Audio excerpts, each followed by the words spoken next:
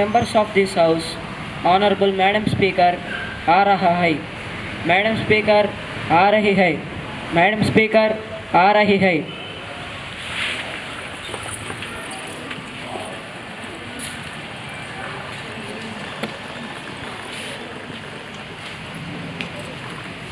Respected members of the House, I am honored and privileged to welcome this distinguished gathering of rainy sessions of Youth Parliament. I would like to express my deep gratitude to the Honorable Prime Minister and other members who joined sessions today. I hope today's sessions will be from Salem constituency of Tamil Nadu state is going to take oath. Do swear in the name of God, solemnly affirm that I will bear true faith and allegiance to the Constitution of India, as by the law established, I will uphold the sovereignty and integrity of India, and I will faithfully. मैं ताता प्रकाश जो नलगोंडा लोकसभा की सदस्य निमित्त हुआ हूँ, ईश्वर की शपथ लेता हूँ कि मैं विधि द्वारा स्थापित भारत के संविधान के प्रति आदर रखकर श्रद्धा सहित और सत्य धर्मनिष्ठा रखूँगा. मैं भारत की प्रभुता और अखंडता सुरक्षा करूँगा तथा जिस पद को मैं ग्रहण करने वाला हूँ उसका कर्तव्यों के प्रति. Please take your oath.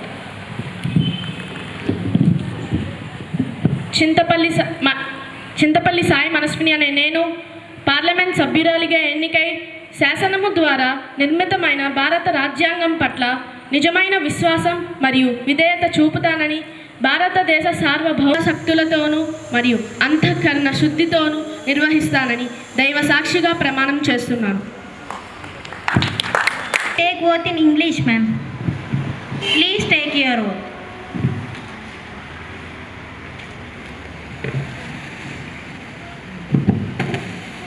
I, Bhimnadhan Geetika, have been elected as the member of Youth Parliament. Do swear in the name of God, solemnly affirm that I will bear true faith and allegiance to the Constitution of India, as by the law. Please take your oath. గంధర్ల Hasini అనే నేను parliament సభ్యురాలిగా ఎన్నికై శాసనము ద్వారా నిర్మితమైన భారత రాజ్యాంగం పట్ల నిజమైన విశ్వాసం మరియు విధేయతను చూపుతానని, భారతదేశ సార్వభౌమాధికార. former colleague Sri Nandagopal was an active social worker and an able parliamentarian.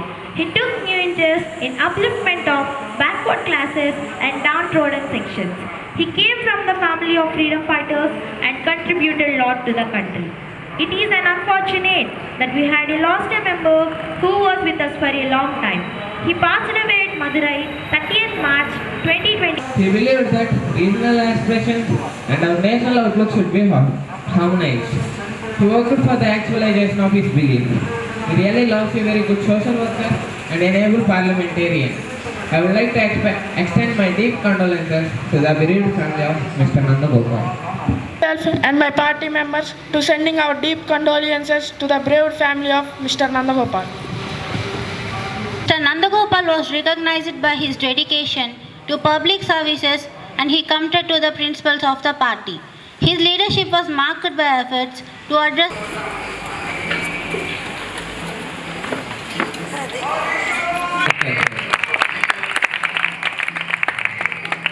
Miss Jyoti Pavani Lasya is newly elected member as the Minister of Food.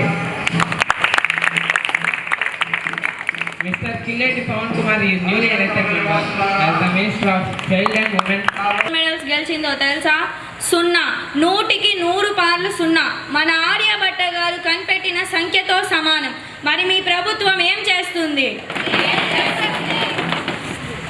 చేతికి గాజులు తొడుక్కుని ముద్దమందారం సీరియల్ చూస్తుందా?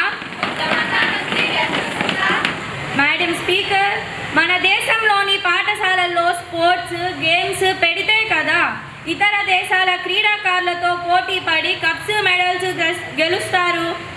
భారతదేశానికి క్రికెట్ కబడ్డీలో కాకుండా మరే క్రీడల్లో కప్స్ మెడల్స్ వస్తున్నాయి? ముందుగా మీ ప్రభుత్వం పాఠశాలలో పీఈటీలను, కళాశాలలో ఫిజికల్ డైరెక్టర్లను ఉపాధ్యాయులను నియమించి విద్యార్థులను ప్రతిరోజు ఆటలు ఆడించినట్లయితే వారు ఫిజికల్గా ఫిట్ అవ్వడానికి, మానసికంగా కూడా దృఢంగా ఉండడానికి అవకాశం ఇచ్చిన వారవుతారు. ఇలా కాకుండా పొద్దున లేచిన మొదలు రాత్రి పడుకునే వరకు చదువు అంటే ఏం చదువుతారు? మరి ఇలా ప్రతి ఇంట్లో పిల్లలను 24 గంటలు చదవమంటే మన దేశానికి మెడల్స్ ఎవరు తెస్తారు? పక్క గ్రహం నుండి గ్రహాంతర వాసులు వచ్చి తెస్తారా? దేనికి ఇవ్వాల్సిన ప్రాముఖ్యత దానికి ఇవ్వాలి.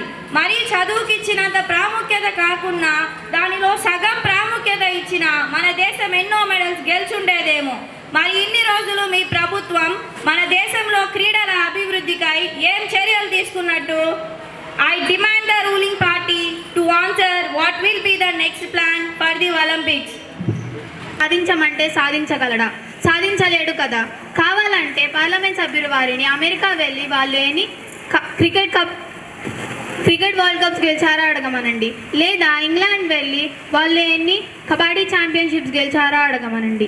మేడం స్పీకర్, పార్లమెంట్ సభ్యులు వారు చెప్పినట్లుగానే పాఠశాలల్లో పీఈటీలను, కళాశాలల్లో ఫిజికల్ డైరెక్టర్ను నియమిస్తాము. పిల్లలను శారీరకంగాను మరియు మానసికంగాను శక్తివంతంగా చేసి ఇతర దేశాల క్రీడాకారులతో పాటు సమానంగా పోటీ పడి అనేక మెడల్స్ గెలిచేలా చేస్తాము. ఇలా చేసే మన క్రీడాకారులకు కూడా గోల్డ్ మెడల్స్ వస్తాయి మరియు అనేక మెడల్స్ వస్తాయి. మన పార్లమెంట్ సభ్యులు వారు చెప్పినట్లుగా వేరే గ్రహాల నుండి గ్రహాంతర వాసులు రానవసరం లేదు. మీ పాలనా కాలంలో జరుగుతుందా లేదా కలగానే మిగిలిపోతుందా? మేడం స్పీకర్, మా ప్రభుత్వం టార్గెట్ ఒలింపిక్ పోడియం స్కీమ్ మరియు నేషనల్ స్పోర్ట్స్ డెవలప్మెంట్ ఫండ్ నుండి మన క్రీడాకారుల కోసం ఫండ్స్ అలాట్ చేస్తాము. దీని ద్వారా మన క్రీడాకారులకు ఫినాన్షియల్ సపోర్ట్ మరియు ట్రైనింగ్ ఇచ్చి మెడల్స్ గెలిచేలా చేస్తాము. మా ప్రభుత్వం ఈ నవంబర్లో పిఎం కప్ని ప్రవేశపెడుతున్నాం. PM cup in 1 day. We're organizing under eighteen Olympics with the help of Andhra state authority. మా ప్రభుత్వం క్రీడలపై ప్రత్యేక శ్రద్ధను చూపి మన క్రీడాకారులకు శిక్షణను ఇచ్చి మన క్రీడను అత్యున్నత స్థానంలో నిలబెట్టడానికి మరియు మన దేశానికి అనేక క్రీడల్లో మెడల్స్ గెలవడానికి నిరంతరం ప్రయత్నిస్తుంది అని సభాముఖంగా తెలియజేస్తున్నాను. Susmita is going to raise a question about food and agriculture. Madam speaker, మా ప్రశ్న ఆహార మరియు వ్యవసాయ శాఖ మంత్రి గారికి. మన దేశంలో ఆహార కొరత చాలా తీవ్రంగా ఉంది. ఆహార కొరత వల్ల చాలా మంది ప్రజలు చనిపోతున్నారు. ప్రజలు చనిపోతుంటే మీ ప్రభుత్వం ఏం చేస్తుంది? మన దేశంలో 20 కోట్ల మంది ప్రజలు ఒక్క పూట మాత్రమే ఆహారం తిని 2 పూటలు ఆహారం లేకుండా ఉంటున్నారు. కానీ మీ ప్రభుత్వం మాత్రం ఇవేమీ పట్టనట్లుగా పట్టపగలే నిద్రపోతుందా? లేక ఇంట్లో కూర్చొని కార్తీక దీపం సీరియల్ చూస్తుందా? ప్రతి 7గురిలో ఒకరు ఆహారం లేకుండా నిద్రపోతున్నారు. కానీ మీ ప్రభుత్వం మాత్రం 3 పూట్ల బిర్యానీలు తిని నిద్రపోతుందా? ప్రజలకు కనీసం అవసరాలు తీర్చే బాధ్యత మీ ప్రభుత్వానికి లేదా? ఏముందిలే అని అనుకుంటున్నారా? అలానే ఉంది చూస్తుంటే మీ ప్రవర్తన. మేడం స్పీకర్, దీనిపై ఆహార మరియు వ్యవసాయ శాఖ మంత్రి గారు ఏమి చర్యలు తీసుకుంటారో సభాముఖంగా తగిన సమాధానం ఇవ్వాలి. ప్రభుత్వం ఏమి ఊరికనే కూర్చోవట్లేదు. మా ప్రభుత్వం ఈ దేశంలో ఆహార కొరతను తీర్చాలనే చూస్తుంది. అందుకోసం మా ప్రభుత్వం ఎన్నో పథకాలను అమలు చేసింది. ముఖ్యంగా జాతీయ ఆహార భద్రతా చట్టం 2013. మేడం స్పీకర్, ఈ చట్టం ద్వారా ప్రజలకు ఆహార పదార్థాలను అందించడమే లక్ష్యంగా పెట్టుకున్నాం. ప్రతి వ్యక్తికి నెలకు 5 కిలోల బియ్యం అందిస్తున్నాం.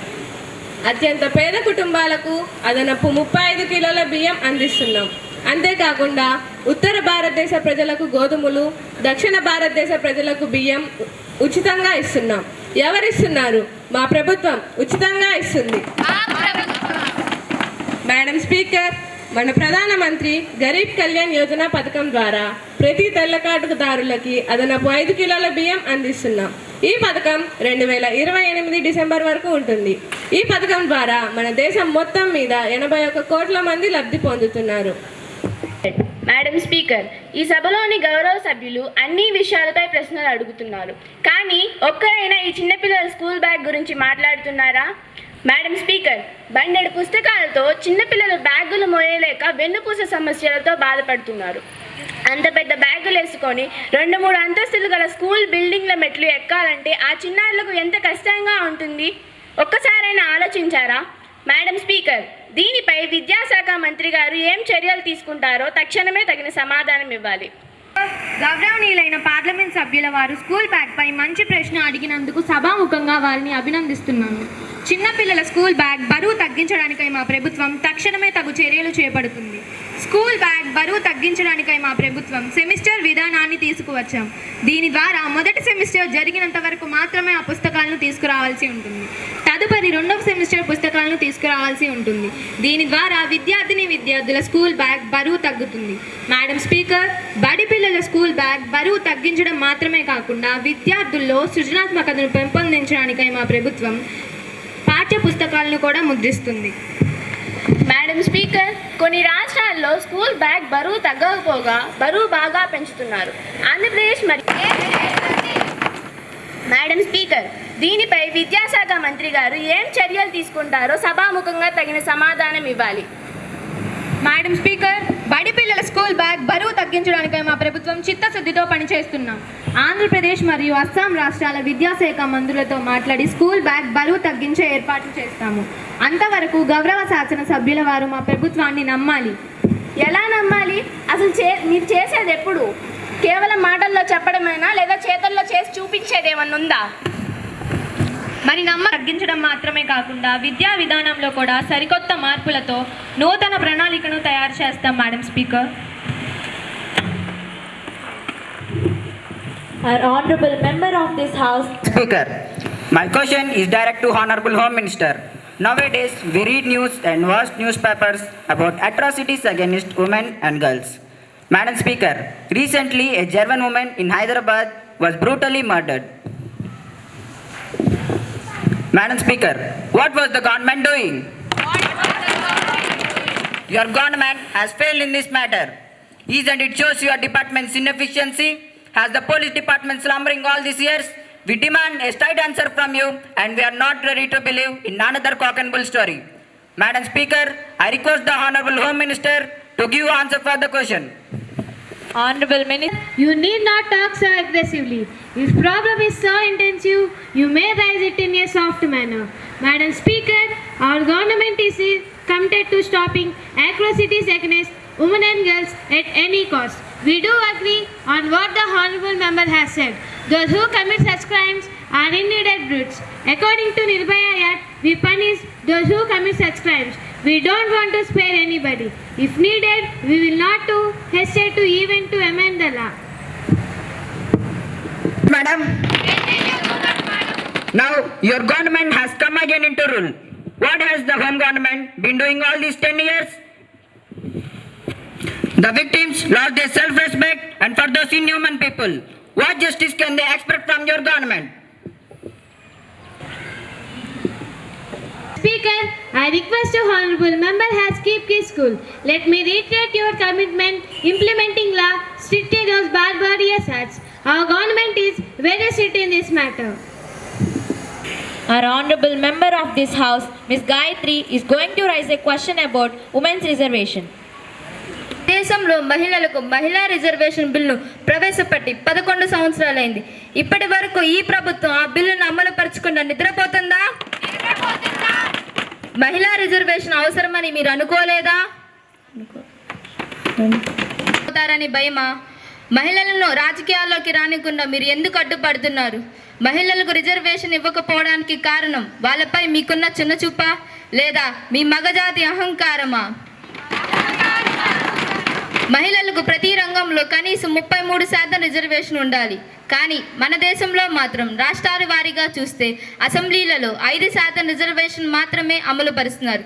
అదే లోక్సభలో చూస్తే 15% రిజర్వేషన్ మాత్రమే అమలు పరుస్తున్నారు. మన దేశంలోనే కాదు అన్ని దేశాల్లోనూ కూడా మహిళలను చిన్న చూపు చూస్తూనే ఉన్నారు. మీ ప్రభుత్వం మహిళలకు రిజర్వేషన్ ఎందుకు ఇవ్వలేకపోతుంది? వారికి పరిపాలన చేత కాదని మీరు అనుకుంటున్నారా? మహిళల కోసం మీ ప్రభుత్వం ఏం చేస్తుంది? ఈ విషయంపై మంత్రి గారు సరైన సమాధానం ఇవ్వవలసిందిగా మేడం స్పీకర్. కానీ ఎలాంటి అభ్యంతరం లేదు. మహిళలకు రాజకీయాలలో తక్కువ ప్రాధాన్యత ఉంటుందని మేము అంగీకరిస్తున్నాం. మహిళలకు రిజర్వేషన్ ఇవ్వకపోవడానికి మన దేశంలో వివిధ రకాల పార్టీలు ఉన్నాయి. ఆ పార్టీల మధ్య సరైన అంగీకారం మరియు సమన్వయం ఆమోదించలేకపోవడమే ముఖ్య కారణం. మా ఒక్క పార్టీనే కాదు, అన్ని పార్టీలు అంగీకరించాలి కదా. అంతేకాని వాళ్ళంటే భయం లేక చిన్న చూపు కాదు. మేడం స్పీకర్, మా ప్రభుత్వం మహిళలకు రిజర్వేషన్స్ కల్పించడానికి మా ప్రయత్నం మేము చేస్తాం. అప్పటి వరకు అపోజిషన్ పార్టీ వాళ్ళని శాంతంగా ఉండాల్సిందిగా కోరుతున్నాం. అలానే వాళ్ళు తొందరపాటులో అన్న మాటల్ని రికార్డులో నుంచి తొలగించాల్సిందిగా కోరుతున్నాం. On behalf of honorable members of this house, I am extending His Excellency Mr. Vikram Nanturga, the Speaker of Sri Lanka Parliament, and other members of Sri Lanka Parliamentary Delegation who are on a visit to India as our honored guests. The other members of delegation are Mr. Sanat Jayasuriya,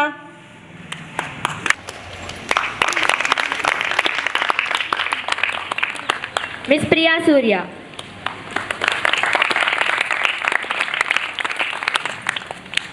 It is very high power wishing them happy and fruitful stay in our country, and we are also conveying our warm greetings and very best wishes through them to the President of Sri Lanka, the Prime Minister, the government and the friendly people of Sri Lanka. Now again we are moving into question hour. Our honorable member of this house, Master Balaji, is going to raise a question about health.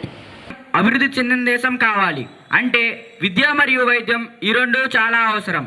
కానీ ఈ రోజుల్లో విద్య కన్నా వైద్యమే ఎక్కువ అవసరం. మన దేశంలో ఆరోగ్యం అనేది కనుమరుగవుతుంది. ప్రతి ఒక్కరికి ఏదో ఒక అనారోగ్య సమస్యలు ఉన్నాయి. చిన్నపిల్లల నుండి ముసలివారి వరకు ఏదో ఒక అనారోగ్య సమస్యలు ఉన్నాయి. ఈ అనారోగ్య సమస్యలకు వైద్యం దొరక్క చనిపోతున్నారు. ఇంత జరుగుతుంటే మీ ప్రభుత్వం ఏమి చేస్తుంది? ఇంట్లో కూర్చొని వంటలు చేసుకుంటుందా? దీనికి ఆరోగ్య శాఖ మంత్రి గారు ఏమని సమాధానం ఇస్తారు? మేము కూడా గ్రామాలలో పట్టణాలలో ఆరోగ్య అభివృద్ధి చేయడానికి ప్రాథమిక ఆరోగ్య కేంద్రాలు, అంగన్వాడీ బళ్ళు పెట్టాము. దాంట్లో పిల్లలకు పోషకాహారాలు అందజేస్తున్నాము. మేడం స్పీకర్, ప్రతి 3 నెలలకు ఒకసారి ప్రభుత్వ ఆసుపత్రుల నుంచి మంచి డాక్టర్లను ఇంటికి పంపిస్తున్నాము. ఆ డాక్టర్లు ప్రజలందరికీ ఆరోగ్య చికిత్సలు చేసి ఉచితంగా మందులు కూడా అందజేస్తున్నారు. మన దేశంలోని అన్ని రాష్ట్రాలలోని పాఠశాలలో ఆరోగ్యకరమైన ఆహారం అందజేస్తున్నాం. మేము ఇది పిల్లల ఆరోగ్యాన్ని దృష్టిలో పెట్టుకొని ప్రవేశపెట్టిన పథకం. అయినా ప్రజలందరూ ప్రభుత్వ ఆసుపత్రుల కన్నా ప్రైవేట్ ఆసుపత్రుల వైపే ఆసక్తి చూపిస్తున్నారు. ప్రభుత్వ ఆసుపత్రుల కన్నా ప్రైవేట్ ఆసుపత్రికే ఎక్కువ వెళ్తున్నారు. ఎందుకంటే ప్రభుత్వ ఆసుపత్రుల్లో సరైన వసతులు లేవు. డబ్బు ఉన్నవారు ప్రైవేట్ ఆసుపత్రులకు వెళ్తున్నారు. కానీ పేద మరియు మధ్యతరగతి ప్రజలు ప్రభుత్వ ఆసుపత్రులకు వెళ్దామంటే అక్కడ సరైన వసతులు లేక, కనీసం ప్రైవేట్ ఆసుపత్రులకు వెళ్దామంటే అక్కడ వారు పెట్టే ఖర్చు భరించలేక ప్రభుత్వ ఆసుపత్రికి మరియు ప్రైవేట్ ఆసుపత్రికి వేటికి వెళ్ళలేక సతమతమవుతున్నారు. దీనికి ఆరోగ్య శాఖ మంత్రి గారు ఏమని సమాధానం ఇస్తారు? జాగ్రత్తగా చూసుకుంటున్నారు. అయినా ప్రైవేట్ హాస్పిటల్లో పెట్టేంత ఖర్చు పెట్టవలసిన అవసరం లేదు. నిజానికి పేద ప్రజలు అసలు ఇబ్బంది పడవలసిన అవసరం కూడా లేదు. పైగా మేము ఇప్పుడు ఎక్కువ శ్రద్ధ పెట్టి ప్రభుత్వ ఆసుపత్రులను బాగు చేస్తున్నాము. దీన్ని చూస్తుంటే భవిష్యత్తులో ప్రైవేట్ హాస్పిటల్స్కు ధీటుగా ప్రభుత్వ ఆసుపత్రులు కూడా వస్తాయి. పైగా ప్రైవేట్ ఆసుపత్రుల్లో చికిత్స పొందే వారి ఖర్చును కూడా మా ప్రభుత్వమే భరిస్తుంది. ధన్యవాదాలు మేడం స్పీకర్. అనాది నుండి స్త్రీలను అమ్మగా, దేవతగా భావించి పూజించే దేశం మనది. కానీ ఉమెన్ పీస్ సెక్యూరిటీ ఇండెక్స్ 2024లో 177 దేశాలలో చూస్తే మన భారతదేశం 128వ స్థానంలో ఉంది. మన దేశంలో మహిళలకు ఏ పార్టీ రక్షణ లభిస్తున్న దానికై ఈ 128వ సమాధానం ఇస్తుంది. మరీ ముఖ్యంగా అమ్మాయిల వెంటపడి వేధిస్తున్న కొందరు ప్రేమ పిశాచులు ఎంతకైనా తెగిస్తారు. పెళ్లికి ఒప్పుకోలేదన్న నెపంతో 2024 హైదరాబాదులో ఒక యువతి ప్రాణం తీశాడు ఓ దుర్మార్గుడు. ప్రేమకి ఒప్పుకోలేదన్న నెపంతో 2024 ఒక ఇంటర్మీడియట్ చదివే విద్యార్థి అలాగే బలైపోయింది. మేడం స్పీకర్, అదే కారణంతో తాజాగా అన్నమయ్య జిల్లాలో ఒక సైకో మరీ పైశాచికంగా ప్రవర్తించాడు. యువతి నోట్లో యాసిడ్ పోసి కత్తితో దాడి చేశాడు. ఇన్ని దారుణాలు జరుగుతుంటే మీ ప్రభుత్వం ఏం చేస్తుంది? ఇంట్లో కూర్చొని దోశలు పోస్తుందా? మీకు కూడా అక్క చెల్లెళ్ళు ఉంటారుగా, వాళ్ళకు కూడా ఇలాగే జరిగితే మీ ప్రభుత్వం చూస్తూ కూర్చునిద్దా? మేడం స్పీకర్, ఇన్ని సౌత్ ఏషియాలో 80,000 మంది మిస్ అయ్యారు. మన ఇండియాలో 86,000 మంది మిస్ అయ్యారు. మీ ప్రభుత్వానికి ఈ లెక్కలు ఏమన్నా తెలుసా? ఇంటర్నెట్ సోషల్ మీడియా విచ్చలవిడిగా దొరుకుతున్న మద్యం డ్రగ్స్ వినియోగంతో మనుషుల్లో పశు ప్రవర్తన పెరిగిపోతుంది. రోజురోజుకి యువతల మిస్సింగ్ కేసుల సంఖ్య పెరిగిపోతుంది. దీనికి మీ ప్రభుత్వం ఏం సమాధానం చెప్తుంది? ఎటువంటి చర్యలు తీసుకోబోతున్నారు? మంత్రి గారు అత్యాచారాన్ని అరికట్టడానికి మా ప్రభుత్వం చిత్తశుద్ధితో పనిచేస్తుందండి. దీనిని నివారించడానికి మేము అనేక చర్యలు చేపడుతున్నాం. పాఠశాల దశ నుండే పిల్లలకు మంచి చెడులను నేర్పడానికి మోరల్ ఎడ్యుకేషన్ను ప్రవేశపెట్టబోతున్నాం. ప్రతి పాఠశాలలో ఒక సైకాలజిస్ట్ని నియమించి విద్యార్థులకు కౌన్సిలింగ్ క్లాసెస్ మరియు విలువలతో కూడిన ఆదర్శనీయమైన వ్యక్తిత్వాన్ని పెంపొందించడంలో మా ప్రభుత్వం చర్యలు చేపడుతుంది. మేడం స్పీకర్, పిల్లల వ్యక్తిత్వాన్ని తీర్చిదిద్దడంలో కుటుంబాన్నే కీలకమైన పాత్ర. కుటుంబ సభ్యుల వాత్సల్య ప్రోత్సాహనలే పిల్లల భావితరానికి నిర్వచనాలు. అబ్బాయిలను అతి ముద్దు చేయడం ద్వారా లింగ వివక్షను పెంచి పోషిస్తున్నారు. అబ్బాయిలతో పాటు అమ్మాయిలను కూడా వెన్నుతట్టి ముందుకు నడిపే వాతావరణం ప్రతి కుటుంబంలో ఉండాలి. అబ్బాయిలు అమ్మా నాన్న ప్రేమాభిమానాలతో మెలిగినట్లయితే బయట అమ్మాయిలు మగాళ్ళని కొంతమంది ముగాలి చేతిలో బలవకుండా ఉంటారు. ఇటువంటి ముగాలని అణచివేయడానికి మేము 2012లో నిర్భయాలను తీసుకువచ్చాం. వేగవంతమైన విచారణలు, కఠిన శిక్షను విధించడంలో మా ప్రభుత్వం వెనుకాడదు. చూస్తామంటారు, చేస్తామంటారు. ఎప్పుడండి మీరు చూసేది చేసేది? అసలు ఇది జరుగుతుందా? శిక్షణను చూసి తప్పు చేసేవాడు భయపడిపోవాలి. ఇంకోసారి తప్పు చేయాలంటే శిక్షలు గుర్తుకు రావాలి. మేడం స్పీకర్, మా ప్రభుత్వం బాలికలు మరియు మహిళల రక్షణకు నిరంతరం శ్రమిస్తూ ఉంటుంది. చేసి చూపిస్తామండి. తప్పు చేసిన వాడు ఎంతటి వాడైనా కఠిన శిక్ష విధిస్తాం. ఈ విషయంలో మా ప్రభుత్వం వెనకడుగు వేసే ప్రసక్తే లేదు. Taken by to promote the use of renewable resources in our country, and how do they contribute to environmental sustainability? Honorable Minister, energy play a crucial role in addressing the challenges of climate change and reducing dependence on fossil fuels. Madam Speaker, our government has taken several key measures to promote their use, including the National Action Plan on Climate Change. This outlines policies and programs to enhance the use of renewable energy in India. Madam Speaker, our government also offers subsidies, tax benefits and incentives for the installation of solar panels and wind turbines, particularly for households and businesses. We have introduced the Green Energy Corridor projects, which are designed to strengthen the transmission network for renewable energy, allowing for better integration into the grid. Madam Speaker, these measures contribute to environmental sustainability by reducing carbon emissions, lowering air pollution, and decreasing the environmental impacts of energy production. The increased use of these renewable energy resources also supports energy security, and mainly it helps in achieving the country's climate goals. And socio-economic development. What steps is the government taking to encourage this shift? Of renewable resources in rural areas can significantly enhance energy security and socio-economic development by providing clean, affordable and reliable power, mitigating power shortages. Madam Speaker, we are also ensuring energy security. Solar, wind and biogas systems can provide rural communities with a steady energy supply. And also we are creating jobs. These renewable energy projects create jobs in the installation and maintenance of the projects. And also these boost and produce the local economies. Additionally, these energy access can support small scale businesses, agriculture and rural areas. By empowering rural areas with renewable energy, we are not only ensuring energy security but also fostering the economic growth which develops the whole nation. Madam Speaker, I request the honorable member to read newspapers and watch the news channels to know what our government is doing. Thank you, Madam Speaker. Is called to be attention of the minister. Madam Speaker, I beg to call the attention of Minister of Food about the situation of irregularities followed by the various water bottle manufacturers. Madam Speaker, I request to call the attention motion of ministers to the situation arising out of these irregularities. Kindly clarify your steps to be taken by your government. Madam Speaker, the honorable member said that the revised government notification on quality norms to the bottled water would refer. despite stay order granted by the Delhi High Court to the Bottled Water Manufacturers Association. The minister had amended the prevention of adulteration rules according to the limits of residues not to more than 0.001 milligram per liter. Speaker, I would like to know from the Minister what appropriate steps have been initiated to the manufactured bottled water.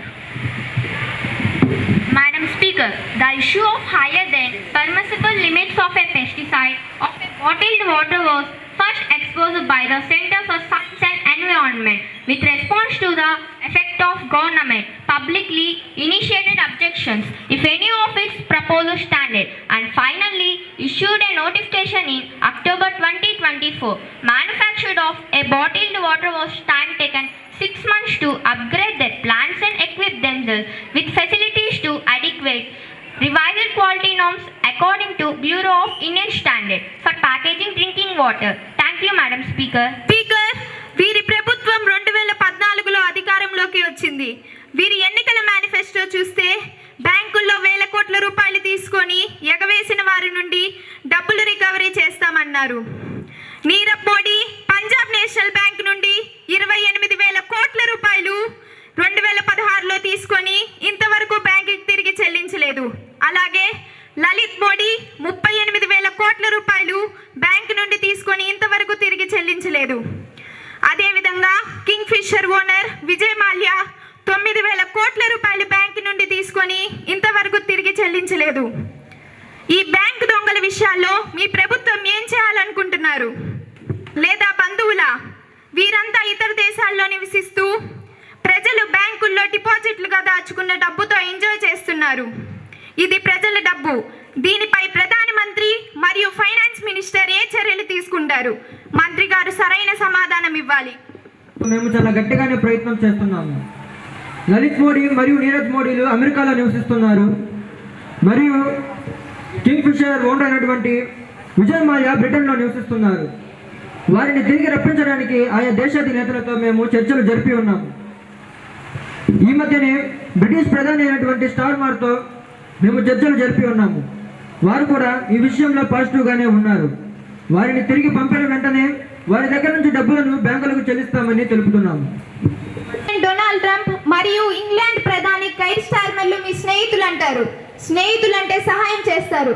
ఇన్ని వేల కోట్ల రూపాయలు ప్రజాధనం వృధా అవుతుంటే మీరు మీ ప్రధానమంత్రి మరియు ఆర్థిక శాఖ మంత్రి ఏం చేస్తున్నారు? తమిళనాడు రాష్ట్రాల్లో లక్షలాది మంది ప్రజలు అగ్రిగోల్డ్లో దాచుకున్న డబ్బులు ఇంతవరకు తిరిగి చెల్లించలేదు. దీనిపై మీరు మీ ప్రభుత్వం ఏం చేయాలనుకుంటున్నారు? మంచి మిత్రులే. మేము డొనాల్డ్ ట్రంప్తోనూ బ్రిటిష్ ప్రధాని అయిన స్టార్మర్తోనూ సంప్రదింపులు జరిపి ఉన్నాము. వారు కూడా వారిని తిరిగి పంపించే విషయాల్లో ముమ్మరంగా ఉన్నారు. తిరిగి అగ్రిగోల్డ్ విషయానికి వస్తే ఆయా రాష్ట్రాల ముఖ్యమంత్రులతోనూ ఆర్థిక శాఖ మంత్రులతోనూ తెలిపి వారి డబ్బులను తిరిగి వారికి ప్రజలకు పంచుతామని తెలుపుతున్నాము. Ms. Yamini is going to raise a question about unemployment. మన దేశంలో రోజు రోజుకి నిరుద్యోగ ప్రవత పెరిగిపోతూ ఉంది. ఇది చదువు పూర్తి చేసి ఉద్యోగాల కోసం ఎదురు చూస్తున్న నిరుద్యోగ యువతికి నిరాశ నిరక్షణను కలగజేస్తుంది. యువతి ఎక్కువ ఉన్న దేశాలలో భారతదేశం మొదటి స్థానంలో ఉంది. ఇటువంటి యువతికి మంచి శిక్షణ ఇప్పించి ఉద్యోగాలు ఇప్పించేటట్లు ఏర్పాటు జరగాలి. 2014 ఎన్నికల వాగ్దానాల్లో భాగంగా ఈ ప్రభుత్వం సంవత్సరానికి 1 కోటి ఉద్యోగాలు యువతకి కల్పిస్తున్నారు. 2014లో మీ ప్రభుత్వమే అధికారంలో ఉంది. 2019లో కూడా మీ ప్రభుత్వమే అధికారంలోకి వచ్చింది. ఇప్పుడు కూడా 2025లో మీ ప్రభుత్వమే అధికారంలో ఉంది. ఇన్ని సంవత్సరాల నుండి మీ ప్రభుత్వం రికమెండేషన్స్ ఇచ్చుకొని లంచాలు ఏమైనా తీసుకొని అర్హత లేని వాళ్ళకి ఉద్యోగాలు ఇస్తున్నారా? ఉద్యోగాలు లేకపోవడంతో నిరాశ నిరక్షణలు నెక్స్ట్ టెర్రరిస్టులుగాను మారే ప్రమాదం ఉంది. దీనికి ప్రధానమంత్రి వారు హోంమంత్రి వారు సరైన సమాధానం చెప్పాలి. ఇచ్చిన హామీల్లో 69% ఫుల్ఫిల్ చేశాం. మిగతా 31% వచ్చే 3 సంవత్సరాల్లో ఫుల్ఫిల్ చేస్తాం. వచ్చే 3 సంవత్సరాల్లో భారతదేశంలో 100% అక్షరాస్యత కోసం మేము ముమ్మరంగా ప్రయత్నాలు చేస్తున్నాం. మేము 3 సార్లు అధికారంలోకి వచ్చామంటే ప్రజలకు మీ అధికారం ఇష్టం లేదనేగా అర్థం. అంతేగాని మొదటిసారి మేము అధికారంలోకి వచ్చినప్పుడు ఆంధ్రప్రదేశ్ నుండి తెలంగాణ విడిపోయిందని, అలాగే రెండోసారి అధికారంలోకి వచ్చినప్పుడు కరోనా వచ్చిందని, మూడోసారి అధికారంలోకి వచ్చి హ్యాట్రిక్ కొట్టామనడం కాదు, ఇంకా ఏమన్నారు, మేము లంచాలు తీసుకుంటూ రికమెండేషన్లు ఇచ్చుకుంటూ ఉద్యోగాలు ఇస్తున్నామా? మీ ప్రభుత్వం అధికారంలో ఉన్నప్పుడు కరప్షన్ రేట్ ఎంతో తెలుసా? 46%. అదే మా ప్రభుత్వం అధికారంలోకి వచ్చిన తర్వాత ఆ కరప్షన్ రేట్ 46 నుండి 26కి తగ్గింది. ఇది మా ప్రభుత్వం పనితీరు. మా ప్రభుత్వం కమిట్మెంట్ మరియు డెడికేషన్తో పనిచేస్తుంది. దీనికి ఉదాహరణగా ఆంధ్రప్రదేశ్లోని ప్రకాశం జిల్లాలోని వెనకబడిన ప్రాంతమైన కనిగిరిలో రిలయన్స్ వారు బయోగ్యాస్ ప్లాంట్లను ఏర్పాటు చేయడానికి శంకుస్థాపన చేశారు. వీరు ఎన్ని ఎకరాల్లో ఈ శంకుస్థాపన చేశారో తెలుసా? 56,000 ఎకరాల్లో 50 బయోగ్యాస్ ప్లాంట్లను పెట్టాలని శంకుస్థాపన చేశారు. అలాగే కృష్ణా జిల్లాలోని అశోక్ లేలాండ్ వాళ్ళు ఆల్రెడీ ప్రొడక్షన్ స్టార్ట్ చేశారు. దీనివల్ల కొన్ని లక్షల మందికి ఉద్యోగాలు కల్పిస్తున్నాం. అలాగే మేము మల్టీనేషనల్ కంపెనీస్ని ఎన్నిటినో తీసుకువస్తున్నాం. వీరికి కావాల్సిన సదుపాయాలన్నీ 21 రోజుల్లో సమకూర్చి పెడతాం. ఇది మా ప్రభుత్వ పనితీరు. ప్రభుత్వం అంటే మాది, పనితీరు అంటే మాది. House, Master Pavan Suman is going to raise a question about interviews. सभी सदस्यों को बधाई देता हूँ कि आप यहाँ लिखते हुए हैं। कमाल है कि हमारे पास एक आवाज है, सुनने के लिए हजरत मौजूद है। हालांकि एक दुख की बात तो है कि हमारे सत्तारूढ़ सरकार से वह कोई काम नहीं कर रही है। हम सभी इनको इंटरव्यूज देते हुए देखते हैं और मीडिया से बात करते हुए सुनते हैं, पर शायद इससे पता नहीं है कि अंडर 18 टेटला छात्रों पर कोई प्रभावी नहीं पड़ रहा है। आप अपने छवि में देखी थी, गीत में कहा था कि मैं अपने फेवरेट हूँ। आप उसी लाइन को बढ़ाए जा रहे हैं। हमारे सत्तारूढ़ सरकार से आपका विजन क्या है? इनकी जरूरत क्या है? ते क्या करना चाहते हैं अंडर 18 डेढ़ छात्रों को? सदस्य ने सच्ची हमारे इंटरव्यूज में ध्यान दिया होता, हमारे चारों पन्ना देखकर हमारे बातों पर ध्यान दिया होता, तो उनको पता चलता है कि हम क्या कर रहे हैं। उन्होंने बाहुबली दोनों मूवीज को देखकर बालाजी और बाहुबली के बीच में संबंध क्या है, आखिर आपको द्वारा में हमारे सदस्यों को कि हम अभी कहाँ बैठे हैं, आपको क्या लगता है? ये भी कोई काम नहीं है, इनका कोई प्रभाव अंडर 18 सिटीजन्स पर अगर आप इंटरव्यूज पर ध्यान दिया होता, हमारे चारों पन्ना देखकर हमारे बातों पर ध्यान दिया होता, लेकिन कोई बात नहीं फिर से दोहरा लेती हूँ। हम हमारा खुद का हेडक्वार्टर्स बनाने वालों हैं। हमारे जो सिटीजन्स रहेंगे उसे डिपॉजिट करेंगे, उसके बारे में सुनेंगे ही नहीं, वो उनको एक्सपीरियंस करेंगे, वो सिंगर्स की तरह गाएंगे, वो मूवी मेकर्स की तरह मूवीज में बनाएंगे, लेकिन उसके लिए आपको भी सपोर्ट जरूर होगा। हम जिसके बारे में सोचेंगे कंपनीज पर जा रहे हैं, आपको साथ मिलेंगे। पिक्चर अभी शुरू हुई है, ये अभी शुरू आते हैं। తెలిసిందే హిందువులకు పవిత్రమైన పుణ్యక్షేత్రం. అటువంటి పుణ్యక్షేత్రానికి కోట్ల మంది భక్తులు వస్తారని, అక్కడ పవిత్రమైన గంగా, యమున మరియు సరస్వతి సంగమం వద్ద స్నానాలు ఆచరిస్తారని తెలిసినప్పుడు మీ ప్రభుత్వం మరింత పోలీసుల బందోబస్తు ఏర్పాటు చేసి ఉండాల్సింది. మీ ప్రభుత్వం 30 మంది భక్తులను పొట్టన పెట్టుకుంది, 60 మంది తీవ్రంగా గాయపడ్డారు, కొన్ని వేల మంది హాస్పిటల్లో చికిత్స పొందుతున్నారు. ఈ విషయంపై మీ ప్రభుత్వానికి చీమ కుట్టినట్టయినా ఉందా? మీ ప్రభుత్వం, మీ పోలీసులు ఏం చేస్తున్నారు? గుడ్డి గుర్రాలకి ఏమైనా పళ్ళు తోముతున్నారా? భవిష్యత్తులో ఎటువంటి సంఘటనలు జరగకుండా ఎటువంటి చర్యలు తీసుకుంటారో తెలపండి. జరిగే కుంభమేళాన్ని ఛాలెంజ్గా తీసుకొని నిర్వహిస్తున్నాం. దీనికోసం వేల మంది పోలీసులను, సిఆర్పి పోలీసులను, హోంగార్డులను నియమించాము. కానీ ఎక్కువ మంది భక్తులు బారికేడ్లను కుంభమేళా భక్తులు ప్రశాంతంగా స్నానాలు ఆచరిస్తున్నారు. మా ప్రభుత్వం భక్తులు స్నానాలు ఆచరించడానికి 12 కిలోమీటర్ల మేర 50 స్నాన ఘట్టాలను ఏర్పాటు చేశాం. కానీ ఎక్కువ మంది భక్తులు బారికేడ్లను నెట్టుకొని సంగం ఏరియా ఘాట్ వైపు రావటం, అక్కడి పవిత్ర స్నానాలు ఆచరించాలనే ఆశతో ఒకరినొకరు నెట్టుకోవటం వలన ఆ తొక్కిస్లాట్లలో 30 మంది మరణించారు. దీనికి పార్లమెంట్ సభ్యుల వారు మా మీద నింద వేయటం మంచిది కాదు. ఈ సంఘటనకు కారణం భక్తుల తొందరపాటే. మమ్మల్ని ఏం చేయమంటారు? సంఘటనలు జరగకుండా మరిన్ని జాగ్రత్తలు తీసుకుంటామని సభాముఖంగా హామీ ఇస్తున్నాము. Our honorable member of this house, Ms. Alekia, is going to raise a question about pollution. Madam speaker, ప్రపంచమంతా కాలుష్యం బారిన పడి రోజురోజుకి భూమి వేడెక్కిపోయి బ్రతకలేని స్థితిలో ఉన్నాము. ప్రపంచంలో అత్యంత కాలుష్యం వెదజల్లే 20 నగరాలలో 12 మన దేశంలోనే ఉన్నాయి. మేడం స్పీకర్, ఈ ప్రభుత్వానికి లెక్కలు ఏమైనా తెలుసా? రోజురోజుకి పట్టణాల్లో నివసించే జనాభా పెరగటం, వీరి అవసరాలు తీర్చడానికి అవసరమయ్యే వస్తువులు తయారు చేసే పరిశ్రమలు మరియు ఫ్యాక్టరీలు స్థాపించడం, తద్వారా ప్రజలకు ఉద్యోగాలు రావడం, ఆదాయాలు పెరగడం ద్వారా మోటార్ సైకిళ్ళు, క్యాబ్లు, బస్సులు, ఆటోలు ఉపయోగించే నగరాలు సైతం కాలుష్యం కోరల్లోకి నెట్టివేయబడ్డాయి. మన దేశ రాజధాని ఢిల్లీ అత్యంత కాలుష్య పూరిత నగరంగా రికార్డులోకి ఎక్కింది. Madam speaker, according to air quality technology company IQ, the world air quality released it's report. ఈ రిపోర్ట్లో ప్రపంచంలో అత్యంత కాలుష్యం రిలీజ్ చేసే 20 నగరాలలో 12 మన దేశంలోనే ఉన్నాయి. మేడం స్పీకర్, మేఘాలయలోని బైర్నీహాట్ మొదటి స్థానంలో ఉంది. 2వ స్థానంలో ఢిల్లీ సిటీ ఉంది. 3వ స్థానంలో పంజాబ్లోని ముల్లన్పూర్, హర్యానాలోని ఫరీదాబాద్ మరియు గురుగ్రామ్, ఉత్తరప్రదేశ్లోని నోయిడా, గ్రేటర్ నోయిడా, ముజఫర్ నగర్, రాజస్థాన్లోని గంగానగర్, భివాడి, హనుమాన్గఢ్. ఈ పైన చెప్పినవన్నీ అత్యంత కాలుష్యం రిలీజ్ చేసే నగరాలే. ఇది ఇలా ఉంటే మన దేశ రాజధాని ఢిల్లీ అత్యంత పూజిత నగరంగా రికార్డులోకి ఎక్కింది. మేడం స్పీకర్, ఈ కాలుష్యం బారిన పడి ప్రజలు అనేక అనారోగ్యాల సమస్యలతో ఇబ్బంది పడుతున్నారు.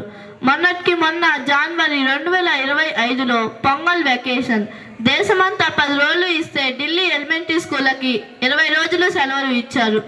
అసలు ఎందుకు ఇచ్చారో తెలుసా మీకు? అంటే వారి ఆరోగ్యం మీ ప్రభుత్వానికి పట్టదా? చిన్నపిల్లలండి, పాపం అమాయకులండి. ఆ చిన్నారుల ఆరోగ్యంతో మీ ప్రభుత్వం ఆడుకుంటుందా? మేడం స్పీకర్, ఈ కాలుష్యాన్ని తగ్గించడానికి మీరు మీ ప్రభుత్వం ఏం చర్యలు తీసుకుంటారో సభాముఖంగా తెలియచేయండి. ఆనరబుల్ మినిస్టర్, వారికి నా ధన్యవాదములు. మేడం స్పీకర్, వాతావరణ కాలుష్యాన్ని అరికట్టడానికి మా ప్రభుత్వం అనేక చర్య చేయబడుతుంది. ఢిల్లీ రోడ్లపై ఆర్ట్ అండ్ ఈవెంట్ కార్ సిస్టమ్ను ఇంప్లిమెంట్ చేశాము. ఢిల్లీ రోడ్లపై public cars, bikes, buses, autos తయారు చేసే కంపెనీలకు అనేక ఇన్సెంటివ్స్ ఇచ్చి ఎక్కువ వెహికల్స్ను తయారు చేసేటట్లు ఎంకరేజ్ చేస్తున్నాం. కొత్తగా ఎవరైనా ఫ్యాక్టరీలు పెట్టాలంటే సపోజ్ ఒక 100 ఎకరాలు ఫ్యాక్టరీ అయితే ఇంకో 100 ఎకరాలు తీసుకొని దాంట్లో చెట్లను పెంచే నిబంధనని అమలు పరుస్తున్నాము. ఒకవేళ ఆ నిబంధనని పాటించని ఫ్యాక్టరీలను మూసివేస్తున్నాము. మేడం స్పీకర్, కాలుష్యాన్ని తగ్గించడానికి ప్లాస్టిక్ వాడడానికి కూడా తగ్గించే చర్యలు తీసుకుంటున్నాము. Honorable member of this house, Master Jashwant, is going to raise a question about India is not becoming permanent member in UNO.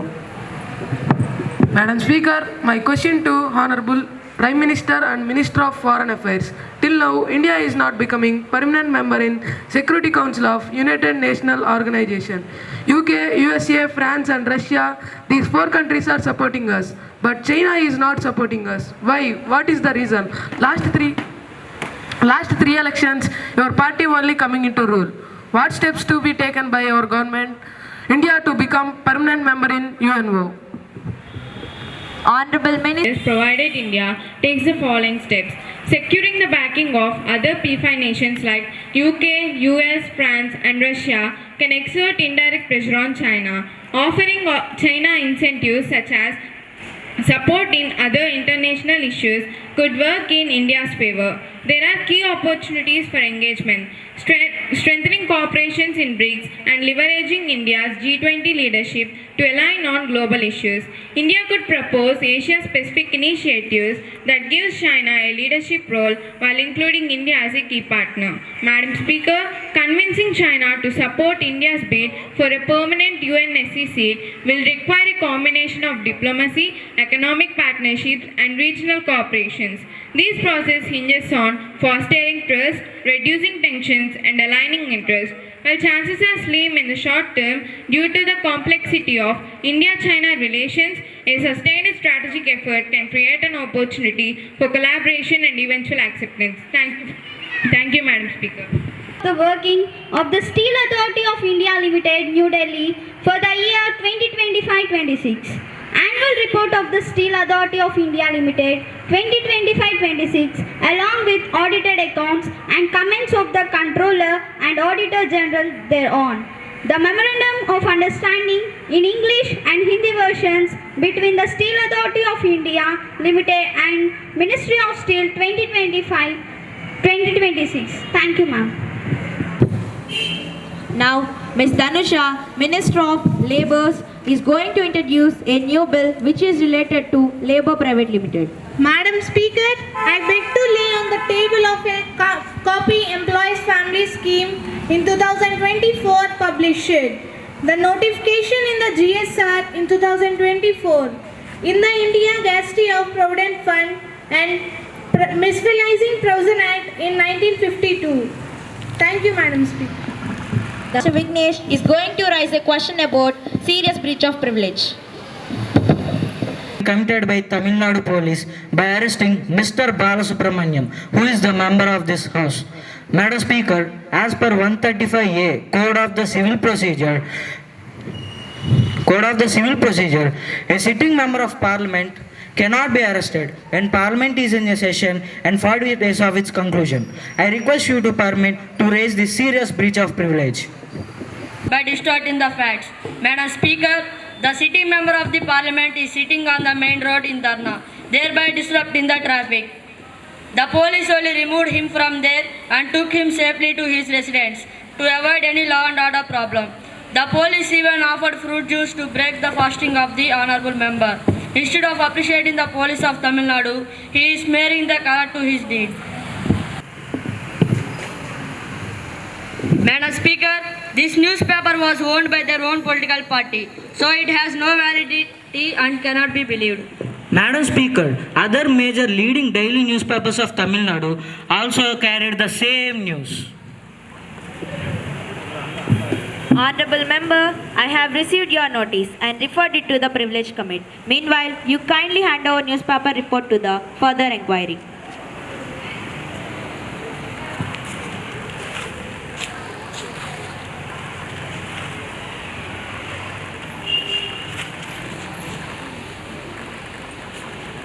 Authorized to refer any issue of breach of privilege without having any discussion in the House. I will definitely give any chance to participate in the discussion after receiving the newspaper report. Now kindly take your seat. Now the Youth Parliament takes up adjournment motion. Madam Speaker, I would like to bring to the notice of the House about the 460 farmers in Madhya Pradesh have committed suicide due to the negligence on part of the state government in addressing the problems that arose out of the acute drought conditions in light of failure of monsoon. Inspired prior information from Meteorological Department about the possible failure of monsoon this year, no proper contingent plan was drawn by the state government of Madhya Pradesh. For it is observed that even during the previous years, the farmers were made suffer without sufficient aid. Instead of making meticulous efforts or planning to foresee such a grave situation, the state government has started thinking after the failure of crops.